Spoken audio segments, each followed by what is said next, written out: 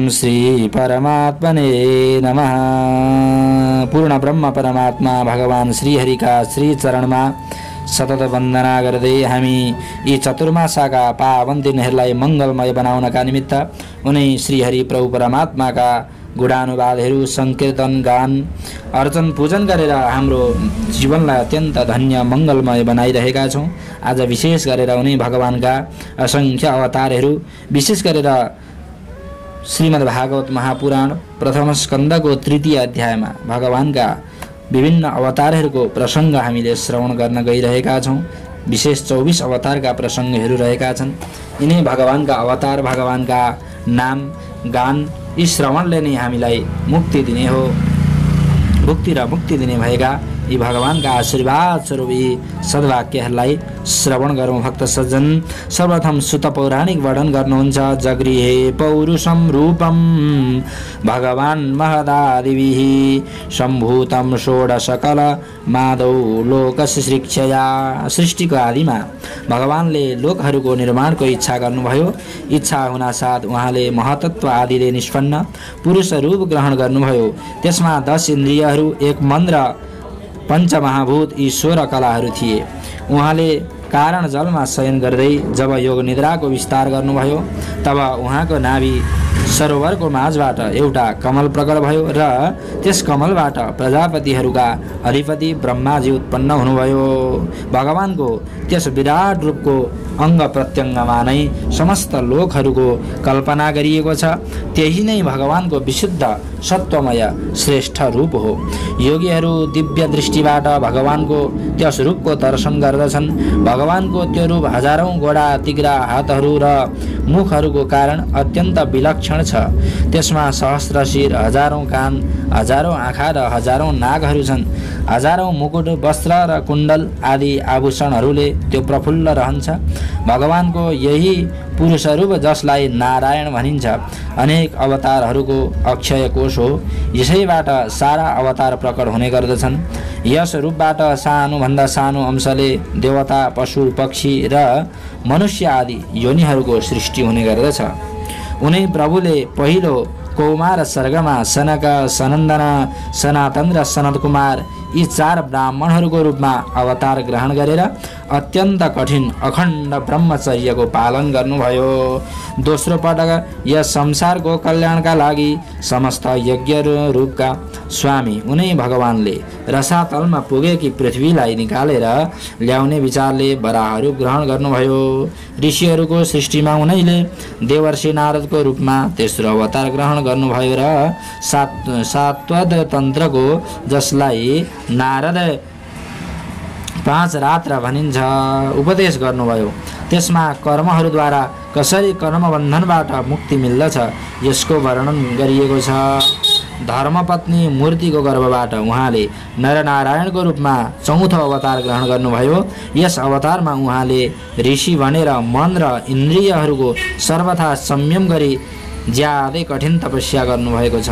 5औं अवतारमा ती सिद्धहरूका स्वामी कपिलको रूपमा प्रकट हुनुभयो र तत्त्वहरूको निर्णय गराउने सांख्य शास्त्रको जुन समयको चक्रबाट लुप्त हुन गएको थियो आसुरी नामक ब्राह्मणलाई उपदेश गर्नुभयो। अनसुयाले वर मागेपछि 6औं अवतारमा उहाँ अत्रिका सन्तान दत्तात्रेय हुनुभयो।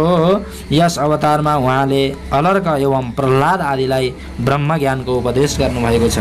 7औं पटक रुचि प्रजापतिकी आकुति नाम गएकी पत्नीबाट यज्ञको रूपमा उनैले अवतार ग्रहण गर्नुभयो र आफ्ना पुत्र यामा आदि देवताहरूका साथ स्वयम्भू मन्वन्तरको रक्षा गर्नुभयो। अष्टमे मेरुदेव्यां तु नाभिर्जात उरुक्रमः दर्शयन् वर्त्मधीराणां सर्वाश्रम नमस्कृतम्। राजा नाभिकी पत्नी मेरुदेवीको गर्भबाट ऋषभदेवको रूपमा भगवानले 8औं अवतार ग्रहण गर्नुभयो। यस रूपमा उहाँले परमहंसहरूको त्यो मार्ग जुन सबै आश्रमीहरूका लागि वन्दनीय छ त्यो उदाहरण देखाउनु भएको छ। ऋषिहरूको प्रार्थनाबाट 9 पटक उहाँ राजा पृथ्वीको रूपमा अवतीर्ण हुनुभयो।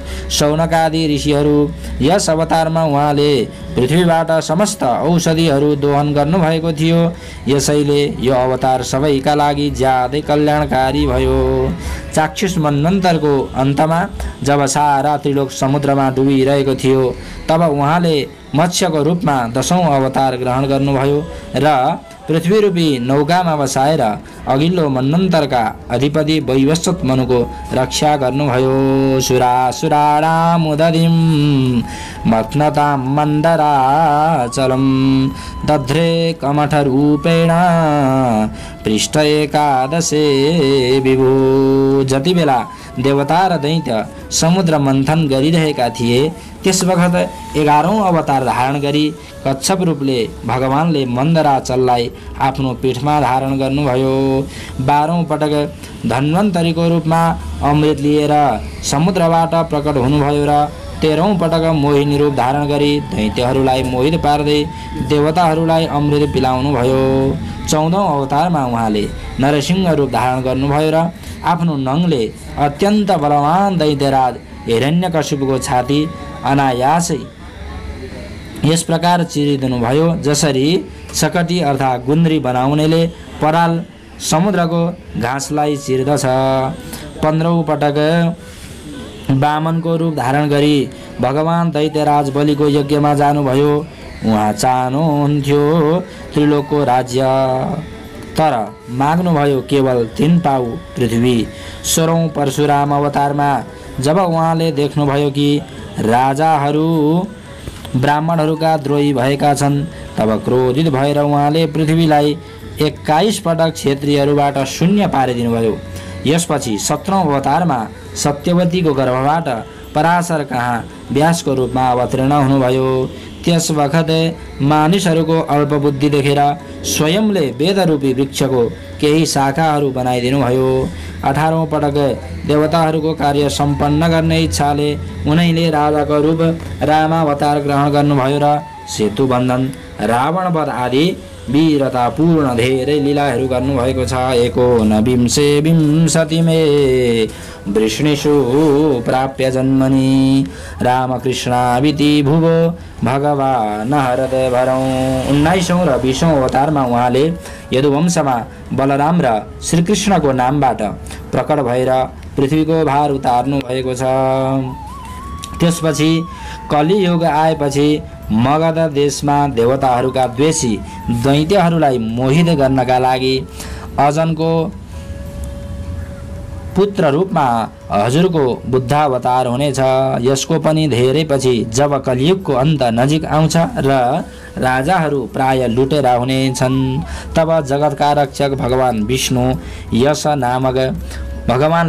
यस नामक ब्राह्मणको घरमा कल्की रूपमा अवतीर्ण हुनेछन्। शौनकादि ऋषिहरू जस्तै अगाध कहिले पनि नसुक्ने सरोवरबाट हजारौं साना साना खहरीहरू निस्कन्छन् त्यस्तै सत्वनिधि भगवान श्रीहरिका असंख्य अवतार हुने गर्दछन्।